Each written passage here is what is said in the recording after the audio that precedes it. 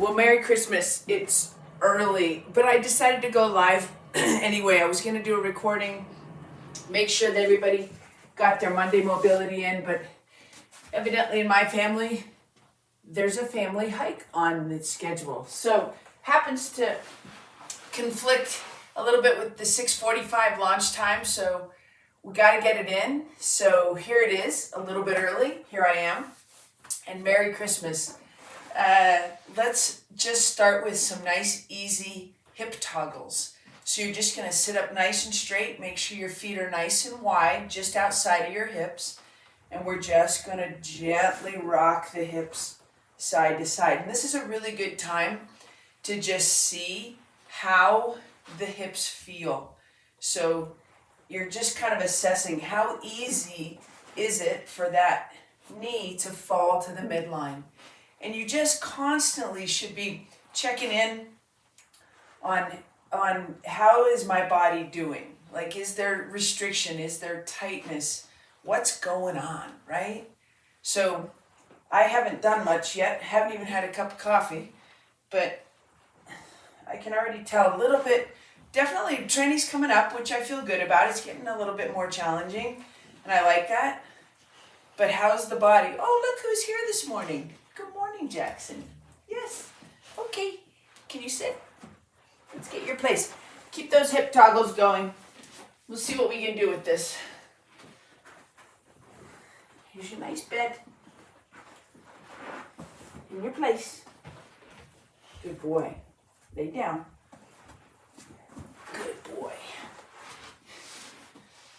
I don't know if you can see him, but we're having some good luck. It's not going to last, I can promise you. Usually that doesn't come for free. It comes with a lot of cookies. Very good boy.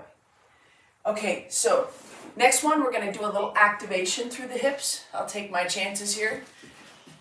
I knew that was going to happen. I don't have any cookies. Can you sit? Good. Lay down. Let's lay down.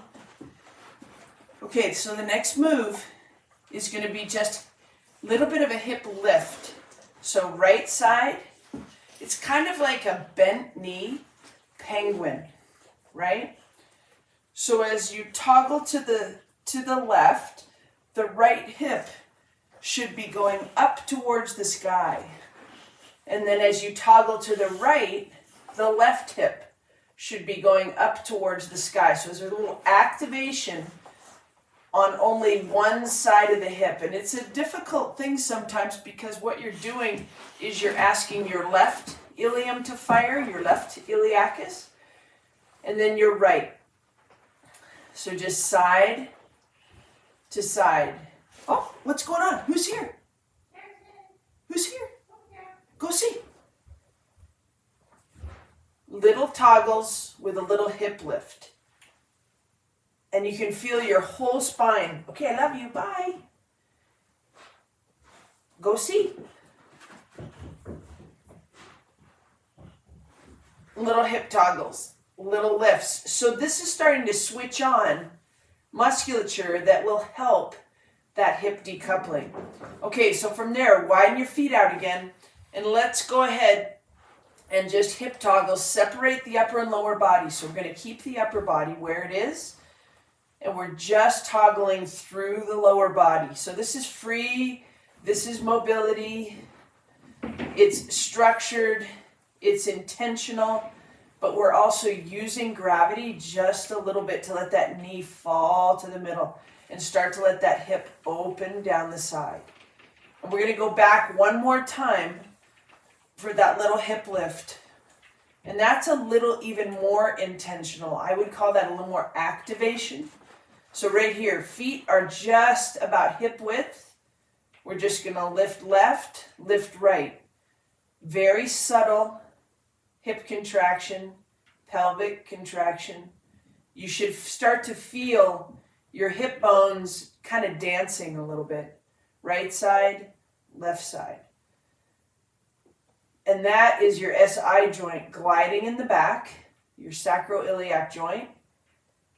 And your pelvis is just starting to wake up. Okay, let's take that left foot onto the right knee. Arms out to the side, and we're just going to tap that left knee to the ground. So left knee taps to the ground, come back up. And so the activation part of this is as you come back up, you're starting to use the outside of the hip, so that TFL just a little bit to bring it back to center. If you can't get that left knee all the way to the ground, that's okay. Just always just do the best you can. Good. And a little bit of gravity, and then pull it back. Okay, same thing. We're going to go right foot onto left knee. We're just rotating to the right. And you can start to feel that tightness in that left side. So we rotate to the right, and the left side opens up just a little bit. Easy. 3, 4, and one more, and 5. So from that position, the ankle is on the knee. Now the next one, we're going to just take it a little bit tighter. So the left leg is going to wrap around the right, and we're going to pull to the left. Now the job of the left leg is to pull traction into the right. And we take that back to the center.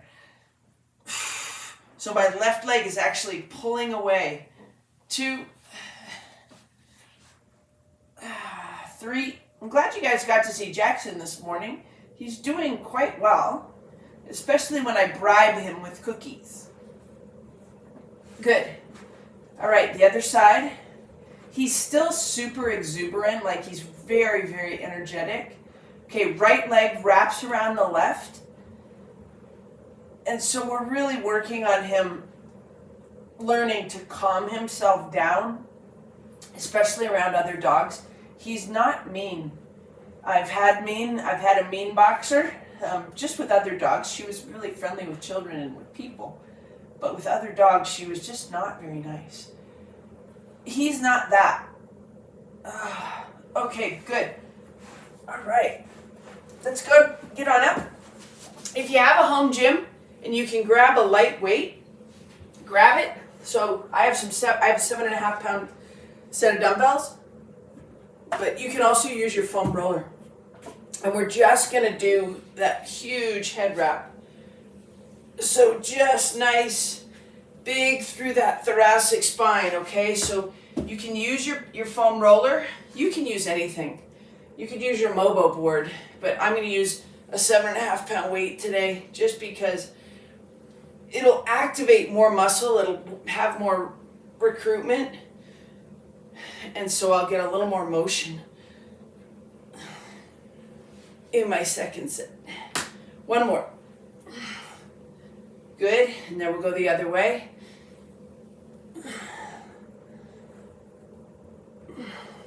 Starting to really realize how important upper body strength is on the bicycle and with running. Starting to do more hill work on the runs, and you can just really feel how important upper body strength is. I haven't even started swimming yet, and that's going to be more and more important. Okay, so this is a 90-90 half kneeling position. This is at midnight. Let's take it out to 10:30. We're going after that inner thigh, that adductor. And we're just rotating away with the foam roller. 2. Let's do 10 of these. 3, 4, 5. Great posture up tall. 6, eyes up. 7, knee floating over the toe. 9, and 10. Good. And then let's go the other way. Again, we're not right down the middle. We're also not at 9 a.m. So just because you can doesn't mean you should. Right? So let's take this just to 2:30 over here, or 10:30, whatever it is. It's right down the middle. And we're looking to rotate the right shoulder away from the left knee. Using the foam roller, a little bit of a prop there. 1, 2, 3, 4, 5, 6, starting to get warm. 7, 8, 9, and 10. So it's a little bit of an abbreviated version. We got what I think is important, which is hip activation, little bit of decoupling. We got thoracic spine rotation. The decoupling here would be between the T-spine and the hips, and that freedom that you feel with your core. When your core is strong, it can rotate and it can move with confidence. It's that rigidity that comes from weakness and fatigue that we're constantly trying to overcome in endurance sports. I'm glad if any of you made it early. Merry Christmas. Those of you that are coming at 6:45, thanks. You'll just have a bit of a recording. So peace to everybody. Hope you have an amazing day with family and friends. And I'll see you next Monday.